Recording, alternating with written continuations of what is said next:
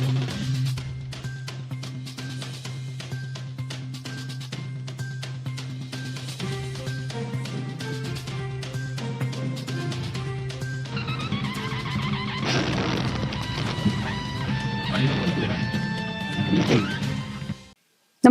आपण पाहता हिरकणी न्यूज.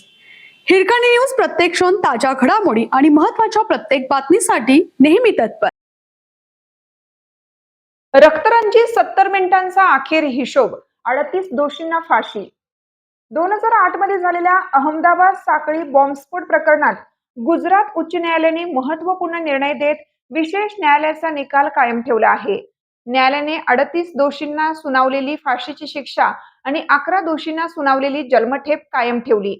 यासोबतच स्फोटात मृत्युमुखी पडलेल्या 56 जणांच्या कुटुंबियांना प्रत्येकी 10 लाख रुपये तर 200हून अधिक जखमींना प्रत्येकी 1 लाख रुपयांची नुकसान भरपाई देण्याचे आदेशही न्यायालयाने दिले आहेत.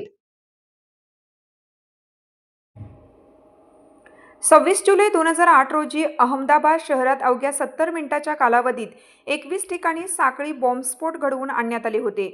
या भीषण हल्ल्यांमध्ये 56 जणांचा मृत्यू झाला तर 200हून अधिक नागरिक जखमी झाले. नरोडा, बापूनगर, सरखेज, हाटकेश्वर यासारख्या गर्दीच्या भागांसह सार्वजनिक वाहतूक, बाजारपेठा, बस आणि रुग्णालयांनाही लक्ष्य करण्यात आलं होतं. तपासात समोर आलेल्या माहितीनुसार स्फोटके सायकलींवर ठेवलेल्या डब्यांमध्ये लपवून विविध ठिकाणी ठेवण्यात आली होती. सुरुवातीच्या स्फोटानंतर जखमींना उपचारासाठी रुग्णालयात आणले जात असतानाच 2 वेगवेगळ्या रुग्णालयाच्या परिसरात आणखी स्फोट घडवण्यात आले. त्यामुळे बचाव कार्य आणि उपचार व्यवस्थेवरही मोठा परिणाम झाला होता. या प्रकरणाचा निकाल 2022 मध्ये विशेष न्यायालयाने दिला होता.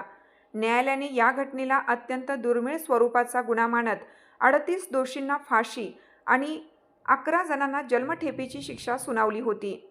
एकाच खटल्यात तब्बल 38 आरोपींना फाशीची शिक्षा सुनावल्याची ही देशातील अभूतपूर्व घटना ठरली होती.